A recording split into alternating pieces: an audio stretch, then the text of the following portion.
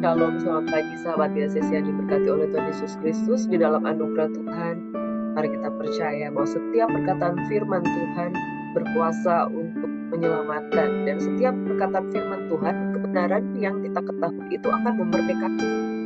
Saudara, tidak ada satupun kebenaran yang tidak bermanfaat menyelamatkan jiwa. Itu sebabnya kita harus mampu membedakan mana kehendak Allah yang baik, berkenan, dan yang sempurna. Mari kita satu dalam doa tentang sabda firman. Bapak, terima kasih buat pagi hari ini. Kami sambut berkat dalam nama Yesus. Firman yang hidup, firman-Mu yang berkuasa menyelamatkan jiwa. Kami tolak, kami usir segala kuasa-kuasa kegelapan, setan-setan yang tidak ingin kami mendengarkan firman Tuhan, yang senantiasa membuat kami redup. Tapi kami percaya di dalam Tuhan, roh yang ada di dalam kami lebih besar daripada roh yang ada di dunia ini. Kami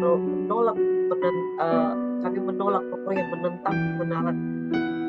Kami rindu tuh kebenaran-Mu memerdekakan kami. Dalam nama Yesus Tuhan, bersyukur. Terima kasih Tuhan, Kau setia. Bapa, Kau setia.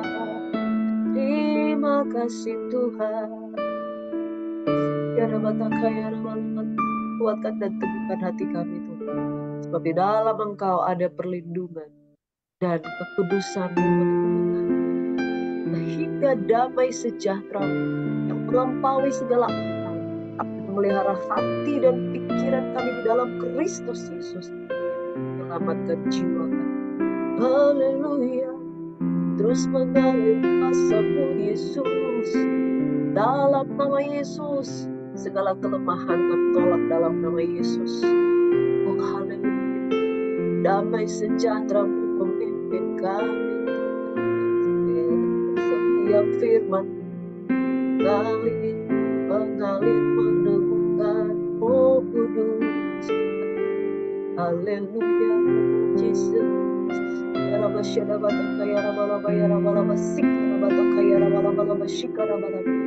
Kuatkan dan teguhkanlah kami yang lemah, letih, lesu, dan berbeban berat. Tuhan akan memberikan kemudahan.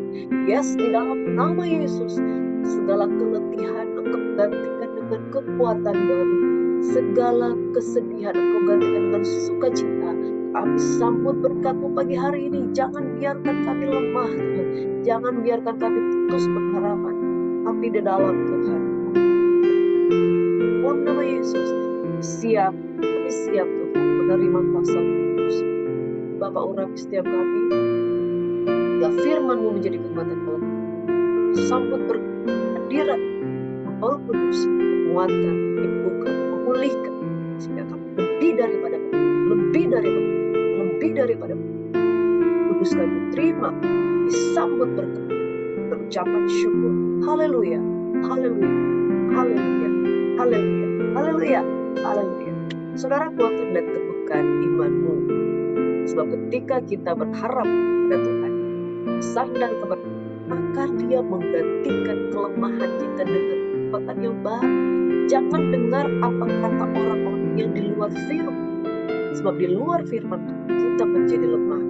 Saudara, diberkatilah orang yang kepada Tuhan, lapar dan haus akan kebenaran. Di dunia ini ada begitu banyak pengajaran-pengajaran yang tidak benar. Kita harus fokus pada pengajaran yang benar, yaitu tinggal di dalam kebenaran di dalam Kristus Yesus yang menyelamatkan.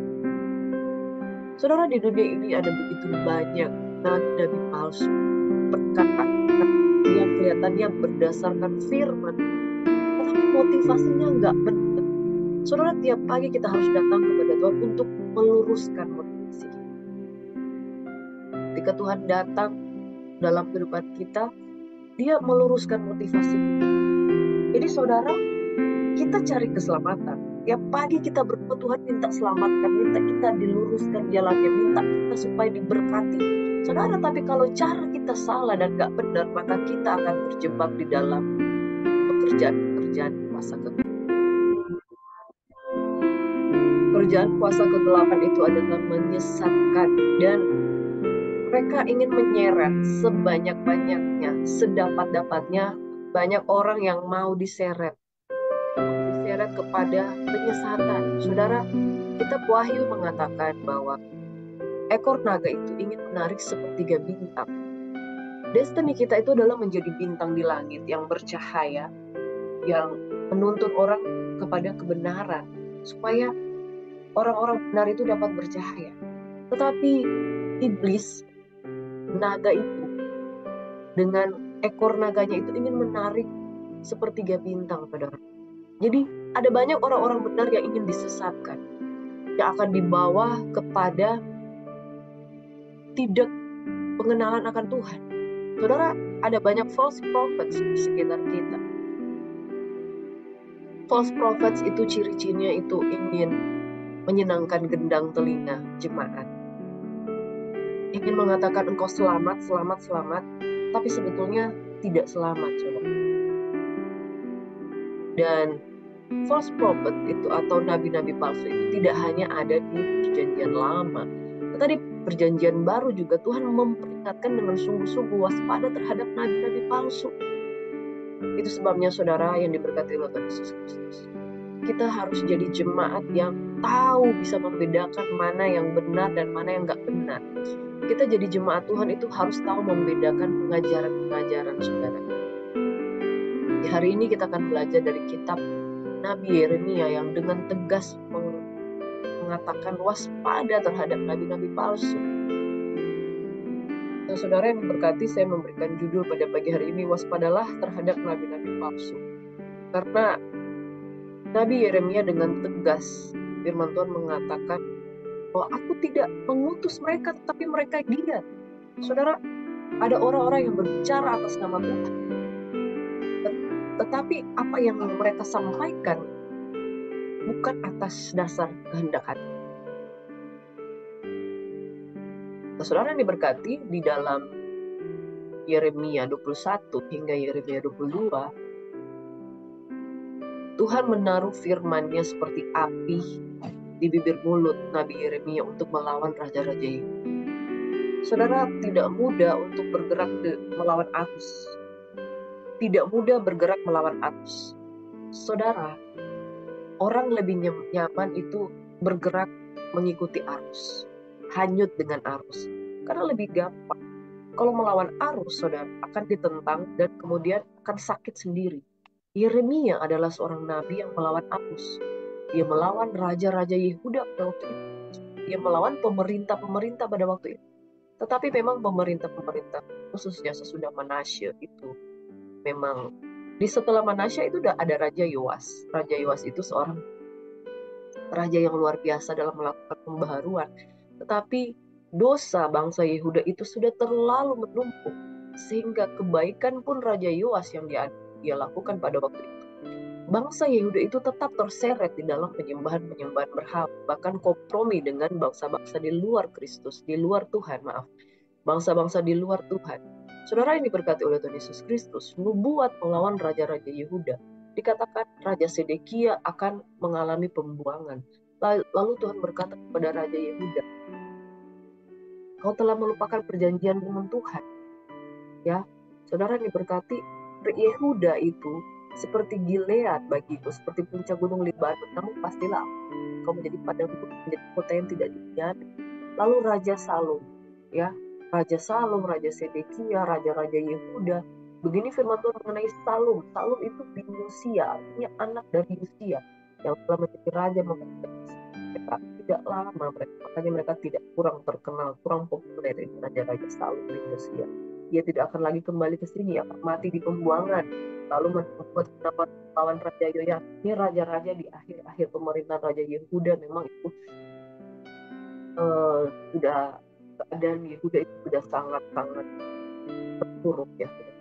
Sebab beginilah firman Tuhan mengenai Yoyas, ya, orang tidak akan meratapi, aduhai bang itu, aduhai kakakku, orang tidak akan menangis dia, aduhai Tuhan, dia tidak akan bicara Tuhan keledai, bicara di gerbang Yerusalem. Jadi saudara, nubuat melawan raja-raja Yehuda, yang sesungguhnya mereka memiliki kedudukan, ya saudara, tetapi mereka ditentang oleh Tuhan.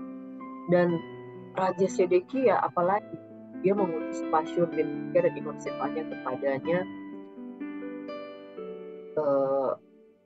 untuk bertemu dengan Yeremia, tapi apa yang disampaikan Yeremia dari Tuhan. Tanyakanlah kiranya petunjuk Tuhan untuk kami, kata mereka. Sebab Nebukadnezar Raja Babel memerangi kami. Barangkali Tuhan mau melakukan kepada kami tepat seperti perbuatan-perbuatannya yang ajaib, sehingga Nebukadnezar mundur meninggalkan kami. Mereka masih mengharapkan bahwa bangsa Babel tidak akan menguasai mereka. Namun apa kata Yeremia? Beginilah firman Tuhan Allah, sesungguhnya aku akan membalikan senjata perang yang kamu pegang. Mereka ingin melawan bangsa Babel, tapi ya sudah, Babel itu alatnya Tuhan untuk menghukum bangsa Yehuda. Nah, saudara yang diberkati oleh Tuhan Yesus Kristus, apa yang kita pelajari di sini? Saat ini adalah zaman kasih karunia. Pada waktu itu adalah zaman di mana janjian Tuhan belum seperti yang kita alami sekarang. Namun satu hal ini merupakan sebuah kisah yang harus kita mengerti bersama, bahwa jangan main-main. Amin. Dan jangan menolak kasih karunia Tuhan. Kalau sekarang ini dia menyediakan kasih karunia di dalam Kristus Yesus, mari tangkap itu saudara. Tangkap itu saudara. Sebab kalau Tuhan bertindak tegas dengan kasihnya saudara, dia bertindak tegas dengan kasihnya, dia menghukum. Tapi keadilan di dalam Kristus Yesus itu yang menyelamatkan. Amin. Peringatan tentang waspada terhadap nabi-nabi palsu. Ya, saudara, Mesias palsu itu akan muncul di dalam Matius 7 ayat 15. Kita akan belajar sebentar mengenai nabi-nabi palsu. Namun sebelumnya saya akan menyampaikan firman Tuhan di Perjanjian Baru yang mengatakan sampai hari ini juga nabi palsu itu masih ada. Ya, jadi kita harus waspada. Kenapa? Karena yang pertama, Mesias palsu atau nabi palsu akan muncul. Mereka akan mengadakan tanda-tanda dan mukjizat. Ya, di dalam Matius 7 ayat 15, mereka datang kepadamu seperti domba, tapi sesungguhnya mereka adalah serigala yang buas. Matius 24 ayat 4 ini gampang dihafal. 24. Sebab Mesias palsu dan nabi-nabi palsu akan muncul, dan mereka akan mengadakan tanda-tanda yang dahsyat dan mujizat, sehingga sekiranya mungkin mereka akan menyesatkan orang-orang pilihan juga. Yeremia menyampaikan firman Tuhan dengan tegas, sekalipun dia ditentang oleh raja-raja Yehuda pada waktu itu. Dan dia hampir mati, dia hampir dibunuh. Mereka merancangkan yang jahat, tapi dia tetap menyampaikan apa yang benar. Tapi kalau nabi-nabi palsu, mereka mengadakan tanda dan mujizat juga. Dan tujuan mereka adalah menyesatkan orang pilihan. Jadi yang kedua, sekiranya mungkin mereka menyesatkan orang pilihan juga. Di dalam Lukas 6 ayat 26, celakalah kamu jika semua orang memuji kamu, karena secara demikian juga nenek moyang mereka telah memperlakukan nabi palsu. Saudara, hal yang ketiga, waspada. Jangan sebagai hamba Tuhan suka menerima pujian. Nanti kalau orang suka menerima pujian itu bisa melenceng. Makanya pada zaman Yeremia pada waktu itu ada nabi-nabi palsu, ada imam-imam palsu, dan ada nabi yang benar, saudara. Nabi-nabi yang palsu itu suka menerima hadiah, pujian dari raja, dan akibatnya mereka kemudian mulai melenceng. Ya, dalam 2 Petrus 2 ayat 1 berkata, sebagaimana nabi-nabi palsu dulu tampil di tempat Allah, nanti juga akan ada guru-guru palsu. Mereka akan memasukkan pengajaran sesat yang membinasakan. Bukan sekedar menyampaikan firman, tetapi mengajarkan. Ya, beda nabi itu menyampaikan, tapi kalau guru mengajarkan. Jadi sampai hal kecil pun diajarkan. Hati-hati, banyak guru-guru palsu dan pengajaran palsu. Apa yang mereka lakukan? Diajarin untuk melakukan apa yang nggak sesuai dengan maksud Tuhan. Mereka akan memasukkan pengajaran sesat, membinasakan. Bahkan mereka kemudian akan menyangkal penguasa yang telah menebus mereka. Dan jalan demikian mendatangkan kebinasaan atas diri mereka. Kita harus menguji segala hal. Amin. 1 Yohanes 4 ayat 1 berkata, saudaraku yang kekasih, janganlah percaya akan setiap bertomo, tetapi ujilah roh pun, apakah mereka berkasih dengan Allah. Sebab banyak nabi-nabi palsu yang telah muncul dan pergi ke seluruh dunia. Jadi saudaraku, ujilah segala roh. Ujilah segala roh. Yang terakhir, jika kita berasal dari Allah, anak-anakku, dan kamu telah mengalahkan nabi-nabi palsu itu. Jangan takut, saudara. Kalau memang kita berasal dari Allah, kalau kita mengalami lahir baru, Kristus itu ada di dalam diri kita. Kita bisa mengalahkan roh-roh yang ada di dunia. Amin. Waspada terhadap nabi-nabi palsu. Firman Tuhan katakan, roh yang ada di dalam kamu lebih besar daripada roh yang ada di dunia ini. Jadi faktanya begini, saudara. Engkau dan saya tidak bisa disesatkan. Faktanya engkau dan saya tidak bisa disesatkan. Sebab roh yang ada di dalam kita adalah pengurapan yang mengajarkan segala sesuatu yang perlu kita lakukan. Tapi kalau firman Allah tidak tinggal di dalam kita, maka penyesatan itu bisa terjadi. Itu sebabnya saudara, kita nggak boleh main-main. Kita harus mengenal pengajaran yang benar di dalam. Tuhan sangat menentang nabi-nabi palsu. Nubuat-nubuat yang disampaikan melalui Yeremia itu melawan raja-raja Yehuda, Sedekia, Yoyakim, saudara, dan juga Salum, juga melawan Raja Konya. Nah, di sini dia memberikan janji tentang tunas Daud yang lain. Saudara, Tuhan sangat menentang nabi-nabi palsu. Sampai hari ini, nabi-nabi palsu itu tetap ada. Kita ada dengan pilihan mau mendengar pengajaran yang murni, pengajaran yang benar, atau mau mendengar pengajaran nabi-nabi palsu. Saudara, punya tas nggak? Ibu-ibu pasti punya tas ya. Tas LV, ada KW super, ada premium, ada KW 3, ada juga yang original. Saya bukan pengguna tas-tas yang original karena mahal atau tas Hermes. Saya punya KW, tapi kalau yang asli enggak lah saudara, karena itu kan ratusan juta harganya. Nah, orang yang biasa memakai tas yang mahal seperti itu, dia pasti bisa membedakan mana yang palsu, saudara. Mana yang palsu. Saudara, apa bedanya yang asli dengan yang palsu? Secara visual itu mirip. Secara visual itu mirip. Ya, saudara, bahkan yang palsu itu ada kartunya juga. Dan orang yang tidak pernah melihat yang asli, dia pasti percaya kalau ditawarkan yang KW-KW premium. Dia pasti percaya. Karena dia nggak pernah merasakan mana yang asli. Tapi orang yang pernah punya tas asli, yang harganya bisa 500 juta, harganya bisa 1 M, wah nggak mampu dong ya saudara. Nggak tahu kalau ada hamba-hamba Tuhan yang fokusnya memiliki tas-tas dengan nilai ratusan juta seperti itu. Tapi ini hanya sebuah ilustrasi bahwa ketika orang ngerti mana yang asli, dia pernah ketemu dengan yang asli, dia pasti bisa membedakan mana yang palsu. Nah saudara, demikian juga dengan hadirat Tuhan yang asli. Kalau kita ngerti, kita punya bangun hubungan pribadi dengan Tuhan, ini rohnya asli ini, mendatangkan damai, sejahtera, sukacita, kita pasti ngerti mana yang palsu. Tapi kalau kita gak pernah berhubungan dengan Tuhan, dengan the real presence of God, kita gak pernah berhubungan dengan kebenaran Tuhan yang murni seperti air susu, kita juga gak bisa membedakan mana pengajaran-pengajaran palsu. Karena ini berkati oleh Tuhan Yesus Kristus, gendang telinga kita akan dipuaskan dengan pengajaran-pengajaran yang palsu. Pengajaran yang palsu adalah membuat keselamatan yang sifatnya sementara. Mereka akan mengatakan, kamu selamat, kamu selamat, kamu selamat. Tetapi mereka mengizinkan orang-orang yang tinggal di dalam dosa itu tetap tinggal di dalam dosa. Saudara, kalau dinabobokkan oleh perkataan firman yang berkata, kita pasti selamat, gak apa-apa kamu jatuh dalam dosa. Palsu, saudara. Tuhan berkata, bertobatlah, tanggalkan segala dosa-dosamu, berilah dirimu dibaptis. Amin. Bertobatlah dan berilah dirimu dibaptis. Karena bukan dibaptis dan biarkan dirimu tetap ada di dalam dosa. Palsu, saudara. Orang-orang yang menawarkan keselamatan, tapi tidak mendidik orang di dalam kebenaran. Di sinilah guru-guru palsu berperan.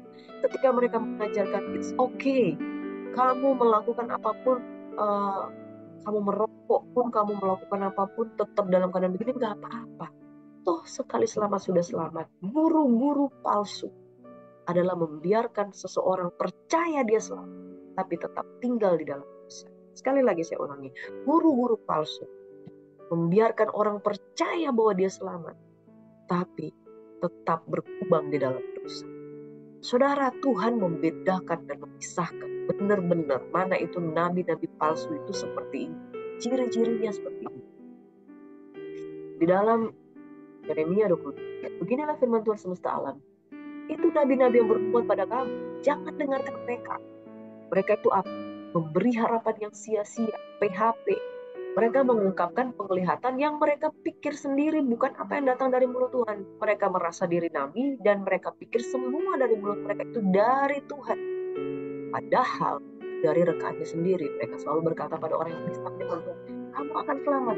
Jadi ciri-ciri nabi palsu itu selalu mengatakan kamu selamat, kamu selamat, kamu selamat. Tapi pada setiap orang yang mengikuti kegilaan mereka berkata malapetaka tidak akan menyembuhkan. Hamba Tuhan yang benar, dia akan mengatakan kamu selamat asal tinggalkan dosa. Jadi nabi palsunya ini bedanya begini, kamu selamat dan biarkan orang yang mengikuti kedegilan. Orang yang berzina tetap aja berzina, katakan yang penting kamu datang ke Yesus kamu selamat. Enggak gitu bro, enggak gitu sis. Kalau kamu mau mengalami keselamatan daripada Tuhan, ya tinggalkan dan kemudian sambut keselamatan. Nabi-nabi palsu akan berkata, kamu selamat, kamu selamat, kamu selamat, gak peduli kamu tetap tinggal di dalam iman itu. No, kamu harus keluar dari sana supaya keselamatan itu menjadi bagian seutuhnya. Karena nabi-nabi palsu tidak berkonfrontasi dengan orang. Mereka tidak kuat melawan arus. Mereka mau mengikuti arus. Kalau arusnya tetap di situ, mereka maunya di situ. Ya udah, yang penting kamu selamat. Dinina bobokkanlah jemaat-jemaat. Ini jemaat-jemaat Tuhan, kalau kamu selamat dan kamu mau tetap stay dengan keadaan itu, kamu terjebak di dalam pengajar nabi-nabi dan guru-guru palsu. Siapakah yang hadir dalam dewan musyawarah Tuhan sehingga ia memperhatikan dan mendengarkan firman-Nya? Siapa yang memperhatikan firman dan mendengarkannya? Saudara, seorang nabi, kalau dia murni dari dia ada persekutuan dengan Roh Kudus, bergaul dengan Tuhan. Kenapa dikatakan dewan musyawarah? Ada keputusan Tuhan di sana yang penting dan mereka mendengarkannya dari hubungannya dengan Tuhan. Kenapa Samuel itu menjadi nabi yang begitu disegani? Karena dia dengar suara. Nabi-nabi yang mendengar suara Tuhan dan meneruskan menyampaikan. Tapi orang-orang yang tidak mendengarkan suara Tuhan, ya mereka tidak badi. Mereka tidak bergaul dengan Tuhan, tidak memiliki keintiman, tidak bergaul dalam doa, tapi selalu mengucapkan firman. Dari mana kita mendapatkan firman kalau tidak ada hubungan pribadi dengan Tuhan?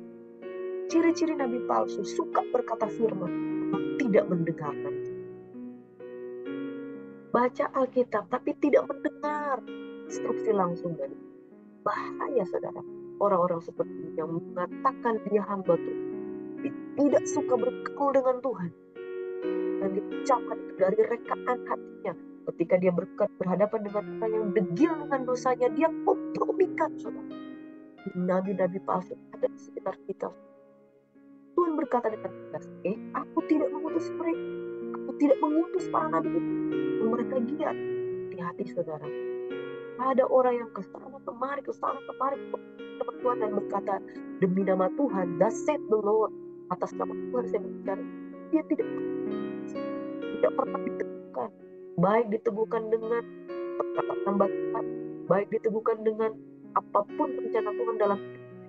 Dia pergi dan menyampaikan firman dan meneguhkan orang-orang yang degil hatinya untuk tetap tinggal di dalam dosa. Hati nabi-nabi palsu, orang yang tidak pernah diteguhkan Tuhan, orang yang tidak pernah diteguhkan, orang yang tidak pernah diteguhkan oleh perkataan siapapun. Ya, ciri-cirinya dia tidak pernah diteguhkan. Kemana-mana dia pergi, dia menyampaikan firman Tuhan, tapi hamba Tuhan yang senior itu tidak pernah membuat peneguhan kepada dia.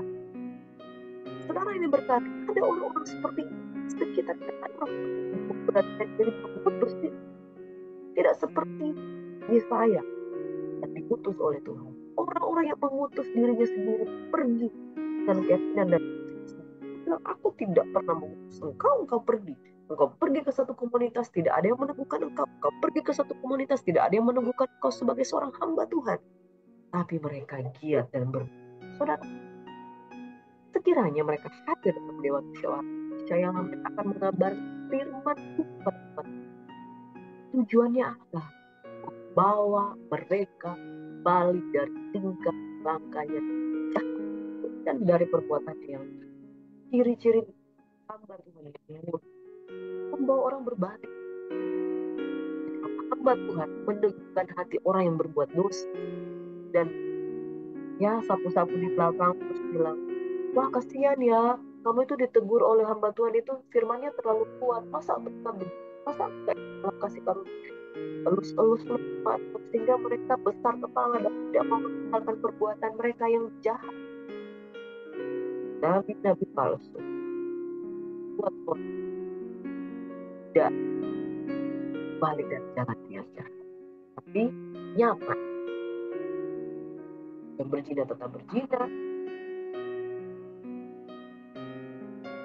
pakai tetap pakai, nggak ada otoritas untuk menyampaikan kebenaran. Yang penting kamu selamat ya. Itu bisa tetap puji Tuhan, bisa tetap hamba Tuhan, walaupun dan belum menikah, sudah tinggal serumah, belum menikah, nggak apa-apa. Obat nggak bisa seperti itu. Tuhan menegur karena kasihnya membuat kita keluar dari dosa. Masa kan itu pihaknya Allah yang baik. Demikian bukan aku jauh-jauh. Sekiranya ada seorang yang sembunyikan diri dalam rasakan demikian tidak aku dan Nabi dalam firman dialah apakah sama jerami gandum itu berbeda soalnya. Jerami akan dibakar, gandum itu akan mati. Iman jerami dan iman gandum bukankah firmanku seperti tadi jerami dibakar, benar firman dan seperti palu yang menghancurkan. Sebab itu sesungguhnya aku dan firman Tuhan mencuri firman Tuhan dari firman. Sesungguhnya aku akan menjadi lawan firman yang memakan lidahnya sewenang-wenang. Saudara kalau dikatakan tempat lemak, saudara jangan sampaikan firman Tuhan sembarangan. Saudara, ciri-ciri nabi palsu saya akan simpulkan seperti ini. Tuhan pasti akan melawan nabi-nabi palsu. Rohnya bertentangan. Dia memberi harapan palsu karena memberi harapan sia-sia yang keluar dari mulutnya sendiri bukan dari Tuhan dan berkata, kamu pasti selamat.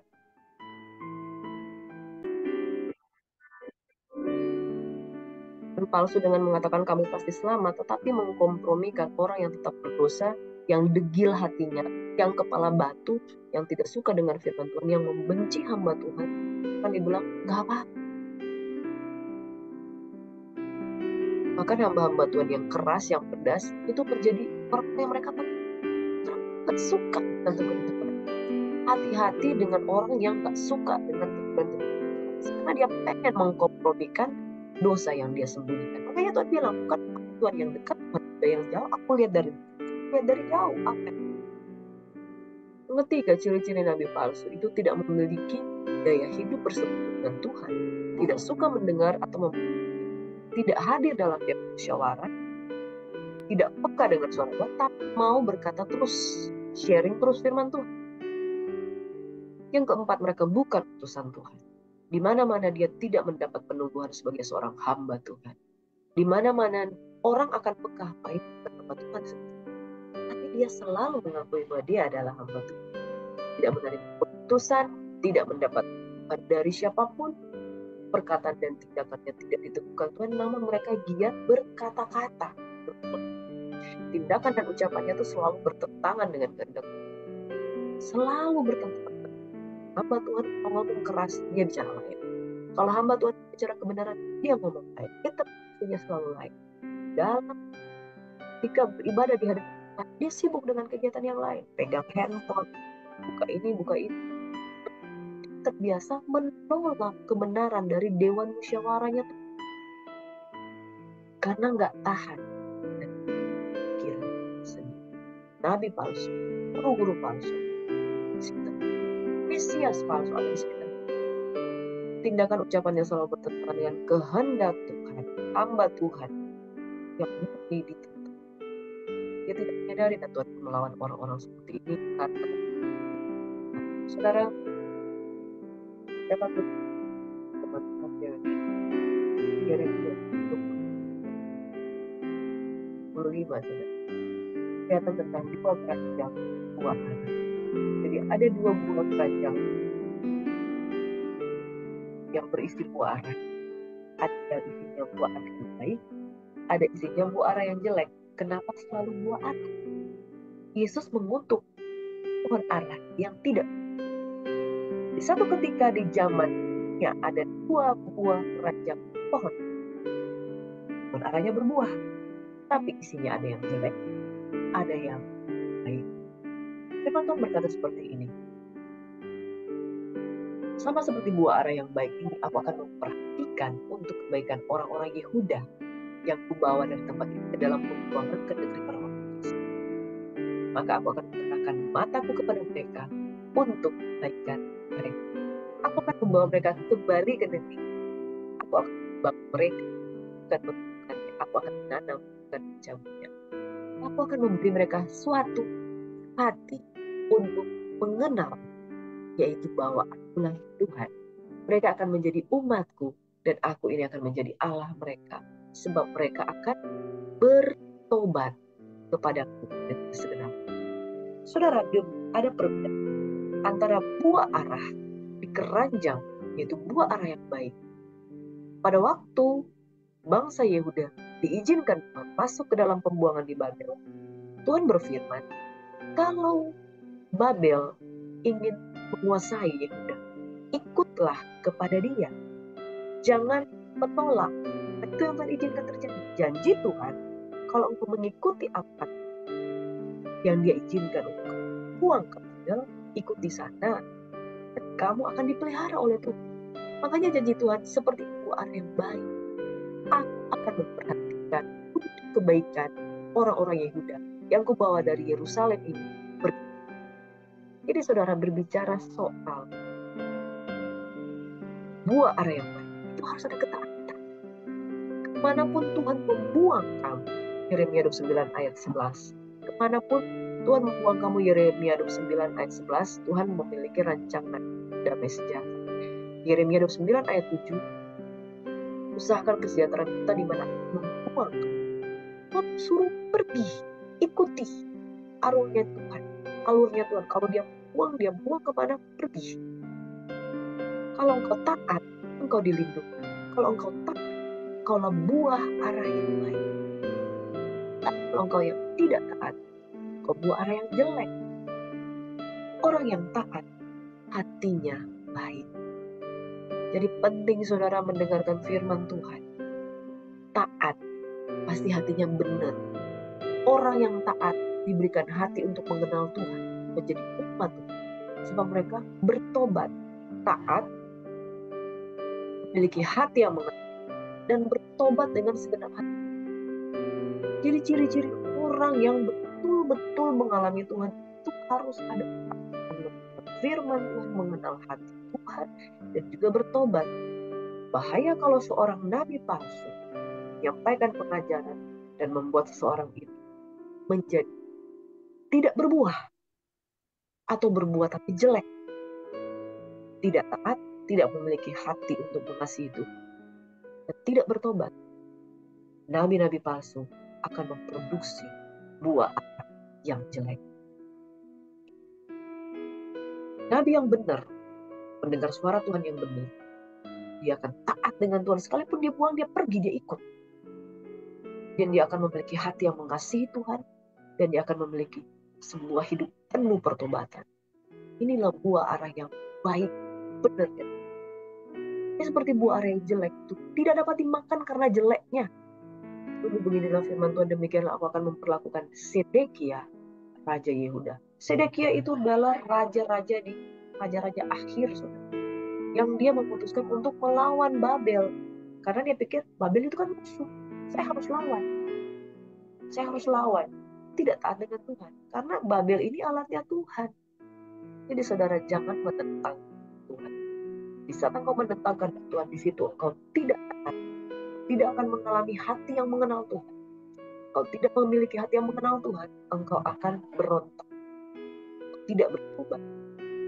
Buah yang ada padamu jelek, tidak bisa dimakan. Aku akan membuat mereka menjadi bagian dari segala kerajaan itu, menjadi aib dan perumpamaan, menjadi sindiran segala tempat di mana Israel. Singkat cerita, Yehuda dibuang ke Babel. Amin, saudara. Sejak dari tahun ke-13 pemerintahan Yosia bin Amun, Raja Yehuda, sampai hari ini, 23 tahun lamanya firman Tuhan datang kepadaku, Yeremia. Dan terus-menerus Yeremia mengucapkannya kepadamu, tapi kamu tidak mau mendengar. Jadi, sudah 23 tahun diperingatkan untuk bertobat. Karena nggak bertobat-bertobat, ya datanglah penghukuman itu melalui bangsa Babel. Setelah bangsa Babel itu seolah-olah, bangsa Babel itu datang, seolah-olah mereka tidak percaya dengan teguran itu. Atau seolah-olah mereka berpikir bahwa ini sesuatu yang kita harus tentang. Karena udah diingatkan berulang-ulang. Jadi saudara, ini yang saya maksud. Jika Tuhan terus-menerus mengutus kepadamu semua hambanya, yaitu nabi-nabi, kamu harus memperhatikan. Karena tiba waktunya itu, hukuman itu benar-benar datang, saudara. Kamu akan kaget dan baru berusaha menyelamatkan diri. Itu sudah terlambat, saudara. 23 tahun Yeremia bernubuat tidak didengar. Nanti kejadian yang benar baru seolah-olah pengen menyelamatkan diri. Tuhan memang udah terlambat. Kamu tidak mau mendengar selama.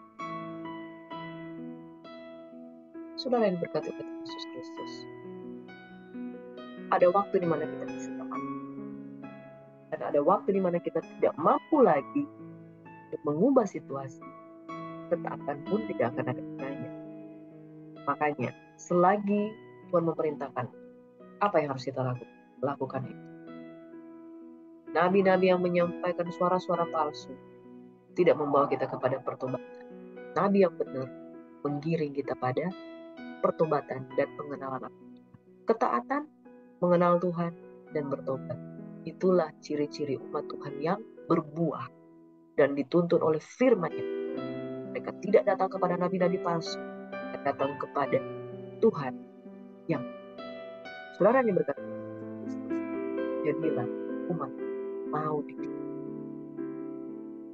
Saudara-saudaraku yang kekasih, jangan percaya setiap orang. Pujilah segala roh. Apakah mereka berasal dari Allah? Sebab banyak nabi-nabi palsu yang telah muncul dan Tuhan menentang nabi-nabi palsu.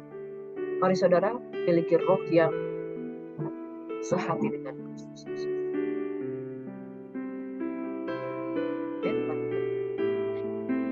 Terima kasih Bapa di surga, ajarkan kita buat sebab roh yang kami terima daripadamu adalah roh yang lebih besar daripada dunia ini.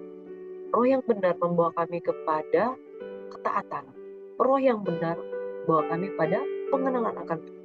Sebab kami ada bersama-sama di dalam Dewan Musyawarah Tuhan untuk duduk mendengarkan firman Tuhan. Dan ketika kami mendengarkan firman Tuhan, hasilnya adalah kami bertobat. Di dalam nama Yesus terjadi di tengah-tengah kehidupan kami. Kami tidak mau kompromi Tuhan, dan kami tidak mau diajarkan untuk kompromi. Sebab kompromi adalah bagian dari penyesatan. Bapa di surga, di dalam nama Yesus Tuhan, menyerahkan kehidupan jemaat kekasih Tuhan yang pagi hari ini mendengarkan sabda firman Tuhan. Dan biarlah kami pekah bisa membedakan mana pemberi harapan palsu dan mana pemberi harapan sejati. Pemberi harapan sejati mengajarkan kami untuk bertobat, meninggalkan dosa. Tapi pemberi harapan palsu meninambobokkan kami di dalam kesalahan. Tidak berani menegur kami, ikut arus. Tapi kebenaran membuat kami melawan arus dunia ini dan diselamatkan. Terima kasih Bapak Yesus. Berkati setiap kami agar tidak terjebak dengan nabi palsu dan juga tidak menjadi nabi palsu, tidak menjadi Mesias palsu, tidak menjadi guru-guru palsu, tidak membuka hati terhadap Mesias-Mesias palsu. Dalam nama Yesus Tuhan, kami berdoa untuk kasih Tuhan yang membutuhkan pertolongan Tuhan. Tetaplah kuat. Sekalipun berat, tapi pikul salib, maka engkau akan mengalami pertobatan yang sejati dalam Tuhan. Dalam Yesus Tuhan, berkat-berkat Tuhan mengalir atas setiap kami. Haleluya. Amin. Shalom. Tuhan memberkati saudara-saudaraku dalam Tuhan. Tuhan Yesus memberkati semuanya. God bless you. Dan tetap kuat, tetap semangat dalam